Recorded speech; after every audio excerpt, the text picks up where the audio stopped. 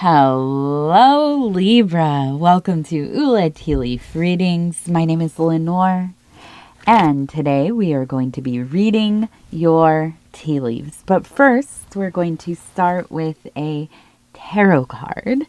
From the Thoth deck, I'm just going to go ahead. We're going to pull one, and yes, we have the Four of Wands.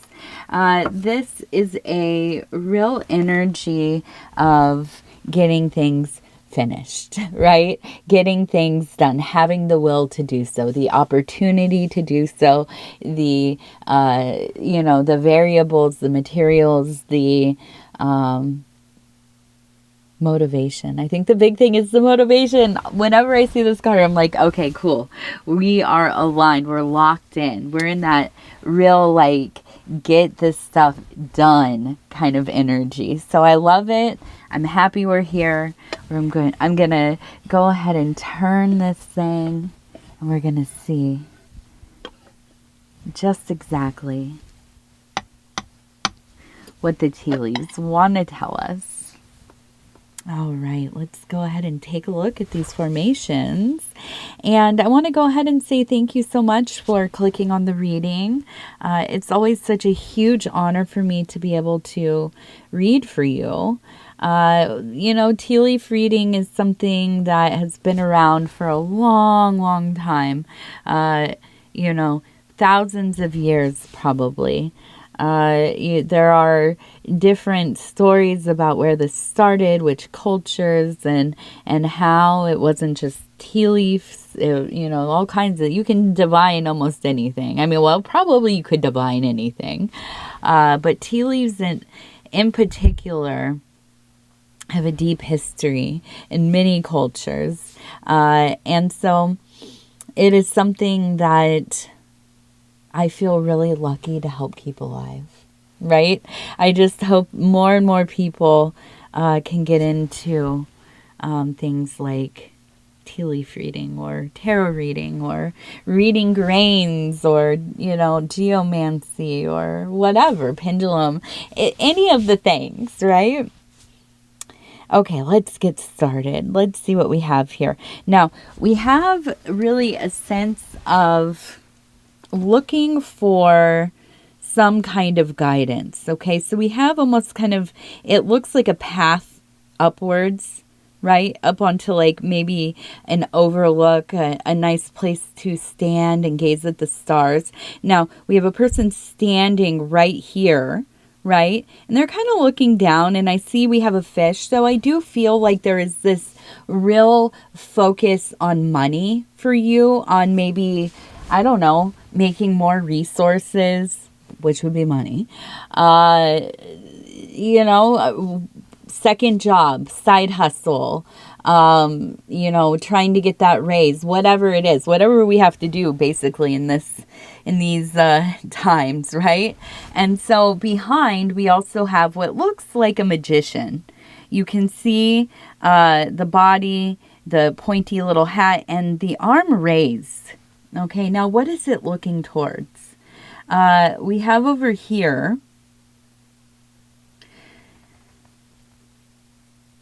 this is going to be, we have a tombstone right here, okay? We're just using this symbol.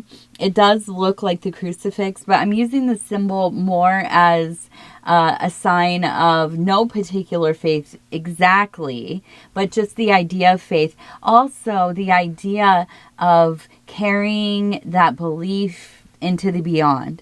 Now, the other part of this, the more important part of this, is it is so much about mortality. Okay, we have a person standing, thinking about money, resources, worldly things, right, in the material world. We have this person standing behind, which is very much, it reminds me of the idea of the night visitor, right? Or the kind of being spoken to from behind, like a person, an apparition, a disembodied voice visiting you in those moments of flow or clarity, or you've asked for guidance, or you need inspiration for your creativity, for your work, for whatever. And, there's this old archetype, which I call the night visitor, but it's also called the muse, or, that daemon, higher thinking. It could be the guardian angel. And so this feeling of almost being led into your blessings through this guidance, okay? Or also receiving this almost kind of automatic creativity that just kind of flows from another place. Now, if you've ever read anything, any of the great musicians or poets, or especially poets, right? A lot of times you'll hear, you'll see, you'll read that they say that they don't know where it always comes from, like their inspiration, their words, their ideas. It just is almost like it flows through them from some other place, right? So I feel like for you, there has been this wanting to access this higher place of thinking, of creating, of being in flow with that information stream, really, that, is attached to the divine, to the cosmos, to the, places out there. I feel that at times you probably lament the amount of time that you have to spend just keeping yourself, alive and above water, right? What does that mean? With money and things paid off, the lights on, there's food for everybody to eat, for a lot of us, just covering the basic stuff, right? And we spend so much of our life, right? We all know this. At our jobs, in our education, family, taking care of our families, figuring out how we're going to make it all work every day, a million different situations, trying to balance it all out. As little fallout as possible, right? And so, we spend a lot of our energies in that place. And I can't help but imagine that, I'm not the only one. I, lament this to some degree. Not that I don't love being of service in my life and with my family, and I love to work, and I love to, make some money. I'm not hungry for money. I'm not higher, like it's, my higher power or anything, but, I'm a realistic person in that way. I don't mind making a little money and working hard doing it. But, you get to a point in life where, you wonder, how much time have I spent on this part? And we start thinking about our time, our mortality, that kind of stuff. And a lot of us end up in these places, right, where we are looking for that other thing, right? Because life doesn't, I don't know, man. Life doesn't feel right anymore. I don't think that's a bad thing.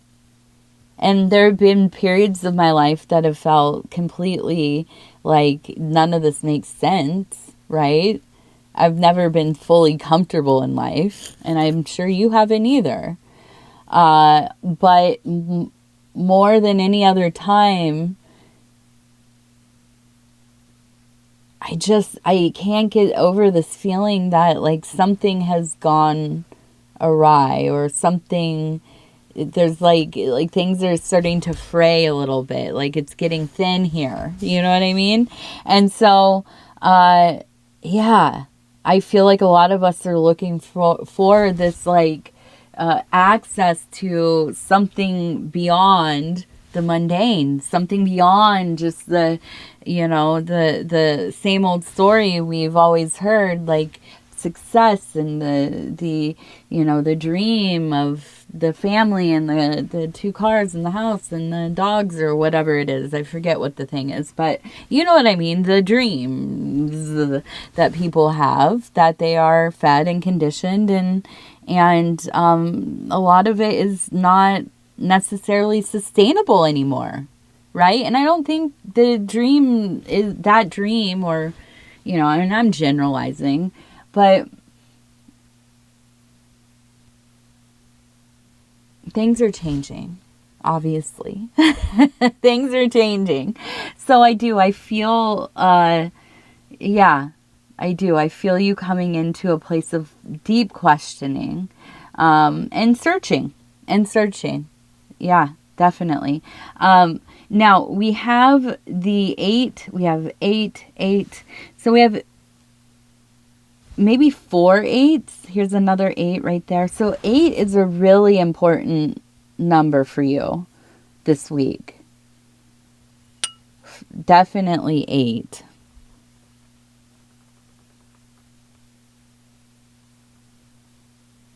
Okay, so we have... It looks like Mercury to me with the little hat and the ears. Now holding somebody. Okay. So Mercury and its shiftiness. I do feel there's a sense of... Well, I feel like this is a double Mercury thing where it's like there's a message. It feels kind of warped though. Like, or you feel warped by it. You're finding something out about somebody. And I don't know why I keep seeing like a room in a house, and I keep thinking, oh, it's towards the back. It's down the hallway. It's in the back, where this person doesn't come out of a lot. Like they're in their room all the time. I'm imagining it's a younger person or an older person, but I think a younger person. And there's this sense of like just trying to get them to like come out of their room. I mean, I feel like this is like the energy of a teenager, but maybe older. So I'm guessing, I don't know if this is somebody you take care of, or, like a sibling that still like lives at home and you go and visit and try to help, and, something like this. I don't know exactly, but I just keep seeing this room, and it's dark. It's dark. It feels like not a dark energy, like, oh, this is spooky evil, just like morose. Right? Like a depression, maybe addiction, I don't know. But there's like a just kind of oppressive feeling around this person. And my goodness, I feel like you are getting some kind of information, a message. And I feel you going from one extreme to another. That made me I kind of like, I'm like, whoa, like it's like you've been so supportive and you find out something and you're like, okay, this is it, I'm done. You know what I mean? Like it's just like I say no more, it's over, or vice versa, where maybe you have been real tough. I'm not talking to them. I'm not, whatever. And you find something out, you get this message, and immediately it's the opposite. You're there. You want to see them. You want to, how can I help? Something is shifting deeply. This feels like it's not your like core family unit, but extended family, but close extended family. Maybe a friend, but it feels like family to me. This is going to be one that really tests you. I think that whatever's happening with them, it's an issue that is very sensitive for you. The big feeling I have here is kind of a real emphasis on emotional regulation through your reactions to this person or the situation. And you know, of course for them, but that's not, it's for you. It's so that you're up, you know, you're up, and down, and flying off the handle and in terror and, you know, all these things, these million emotions that just you're kind of like flipping through really quickly. That's why I wonder if it's like, I don't know, it feels like it could be like some kind of mental health thing that you're dealing with them. I'm not you, but they might be having a mental health thing, because I feel like you're experiencing of it. And let me just say, like, I'm not just like sitting here jumping to conclusions. Like, as I'm looking at this, and I mean looking at the formations, but also looking in between. That's what I call it, looking in between. And that is some kind of, I don't know, clairvoyance, I guess. I don't know. I always like refrain from saying that, which is silly because I read tea leaves. So why would I feel weird about, saying that? I don't know. But I often have accompanied with looking at the formations or divining in any way. If I hold your hand and look in your eyes, or however we do our divining session, I begin to see imagery and feel things. I feel things. That's the biggest thing. Impressions, right? I like to think of it kind of like if you were walking around a house at night, right? And there's a little bit of light there, just enough to kind of make things out. And you got to get close to it to kind of, and you're feeling it. You're feeling around. You're like tapping. How many taps does it down the table? And then I know, oh, now I take a right. Or, you start to learn the house. And you get close to things and look at them. And that's how it feels for me, kind of.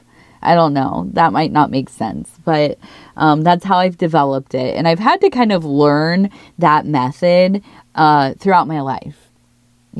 Because a lot of like systems for envisioning stuff or, divining just didn't make sense to me personally. And it's much more about like building out an active imagination and getting past feeling like you're crazy. That's another big step, right? And learning how to access, right? Letting yourself be open and vulnerable to feeling those energies, but also protecting yourself psychically. So it's a lot. So when I'm saying this, I'm like looking around, I'm feeling, and to me, this one feels heavy. I'm just going to be real. Like, it feels very heavy.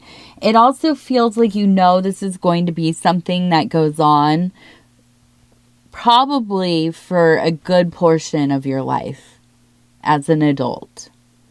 So I do feel like this must be like somebody who you feel bond, some kind of bond to, because who would hang out and go through all of this if it was somebody you barely knew, right? This is family. This is a good friend. This is somebody really important to you. Now, we also have it looks like letters R, T, RT, and it almost looks like an E maybe. RTE, and then RTEILL.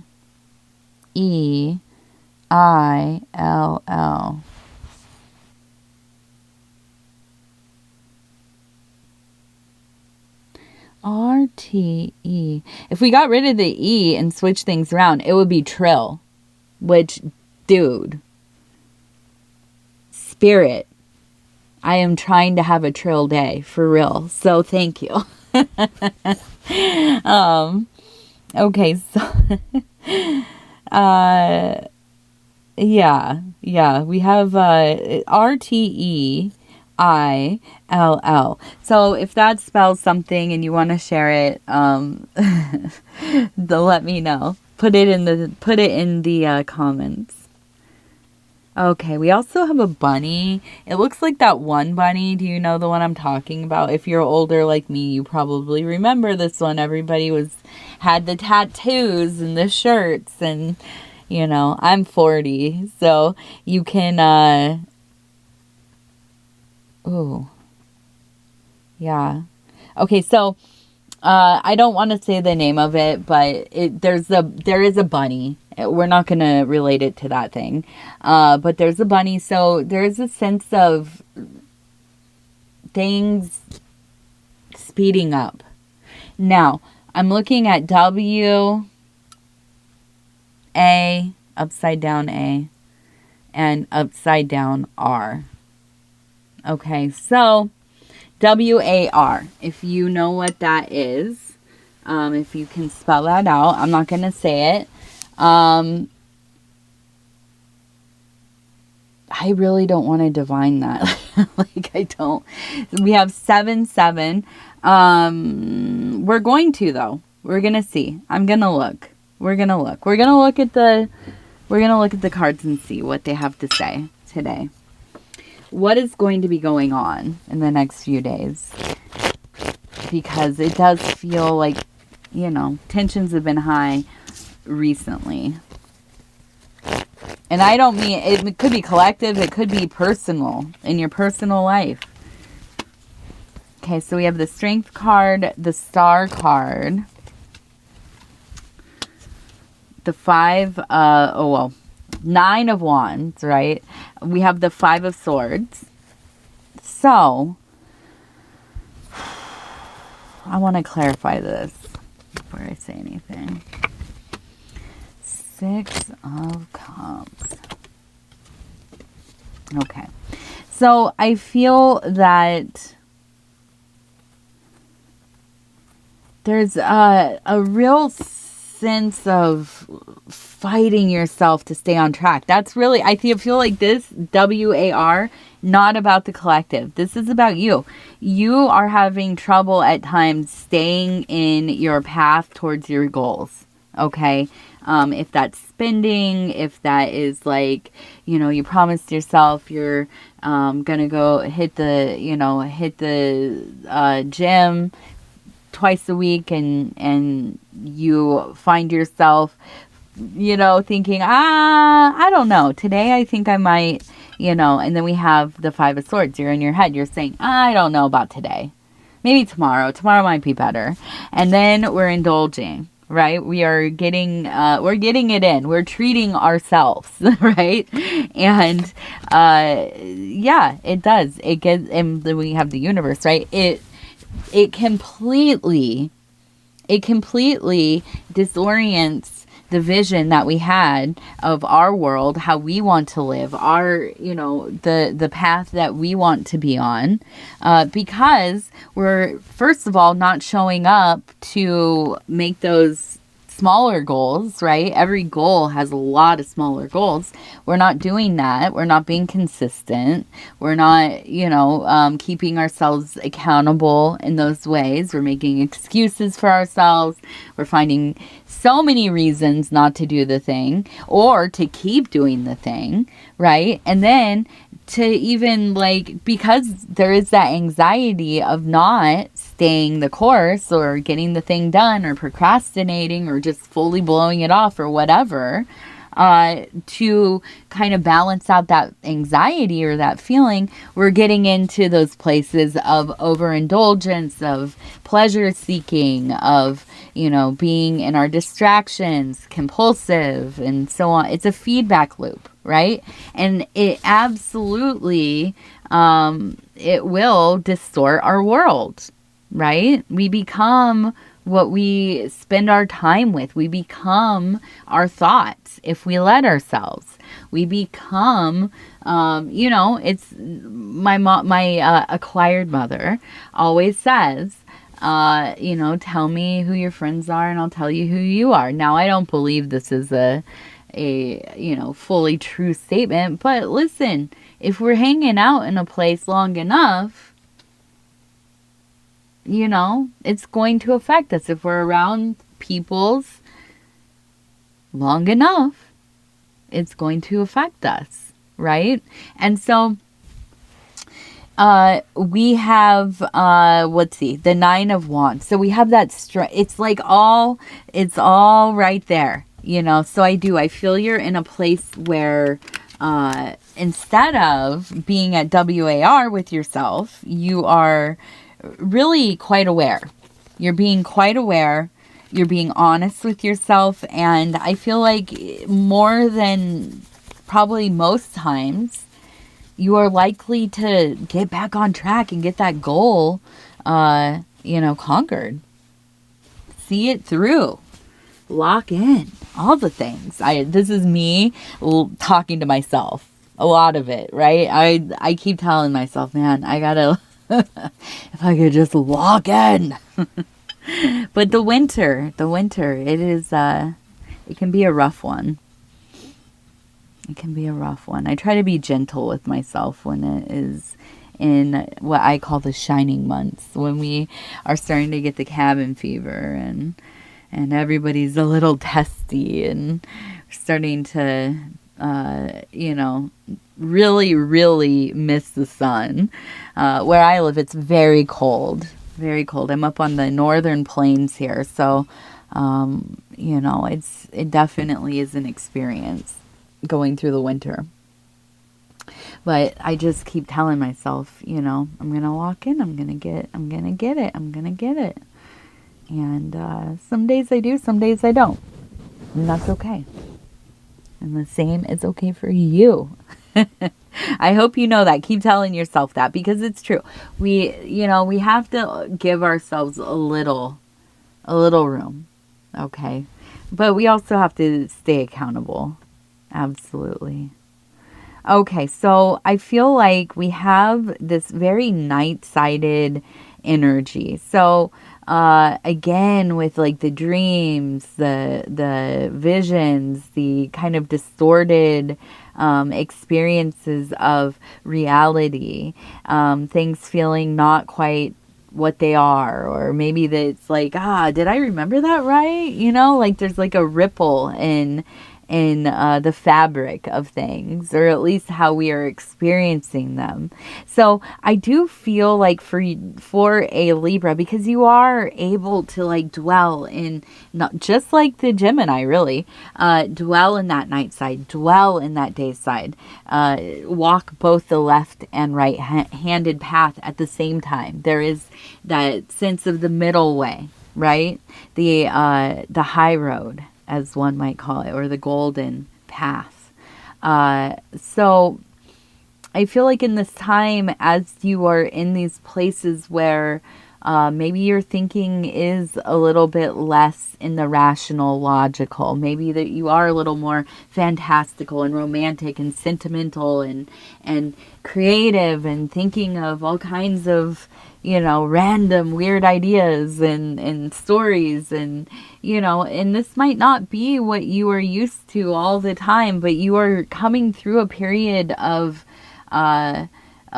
existence for yourself where it's almost like if you were like traveling through, you're in space, right? And you're traveling through a belt of meteors, right? A little cluster of them. And you know, you're gonna be going in there and experiencing all kinds of fright and beauty and you know, and so I feel like this is kind of like you're stepping into your creativity, into that inspiration. There's just wild ideas. That's what I keep thinking. It's like this feels so almost like I almost wonder if you're like a comedian or you're like the funny person in your family, because there's almost like this real high key absurdity and a lot of laughing. Like, but it's not laughing like you're carefree or you're enjoying a nice day at the beach and everybody's laughing. No, this is like hard earned humor. This is like a little dark, a little cynical, maybe. But I feel, and we have the deer with the moon, and then we have what to me looks like a little castle. That's what I'm thinking of. I feel that you find your stride in this place. I think that there's just so much coming out of you. And I feel like if you don't have a place to put it, if you don't have like a hobby or a kind of craft or creative, or maybe, you work out or do yoga or tantra or, whatever it is, I feel like this energy could get chaotic, like real chaotic, if you don't have a place to put it. So that's another thing. It's being very intentional with the energy that you're going to have or you have right now. Okay. And because we saw this part over here where it was kind of this nod to almost like a memento mori, like the reminder of our mortality, our, how short our lives really are, and how delicate they really are. Be careful not to spiral into that thinking. Okay, don't get trapped in that thought tunnel. Let that thing go as fast as you can.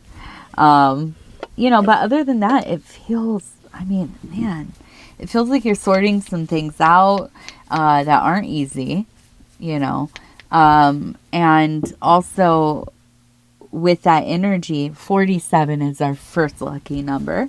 With that energy, you're still like totally on fire in your creative sectors. Okay, 57. And 46. Very nice. All right. Well, Libra, I just want to tell you, I love you, I love you, I love you. Thank you for being here. It is so nice to be able to spend this time with you. If you want to help the channel in any way, you can like, subscribe, leave a message, so on and so forth. All right. I love you. Please be safe. Take care of one another. Be very conscious of what you are posting, where you are posting it, what kinds of information you're sharing, and all that kind of stuff. Please, please, please, please be mindful. Okay? Not because I want to censor anybody, but because I want you to be safe for the long game. Not just right now, Not everything needs to be said in the open public. And I am one that really needs to practice that sometimes. So let's just all keep it tightened up, keep ourselves tempered, stay the course, do the work. Do the work.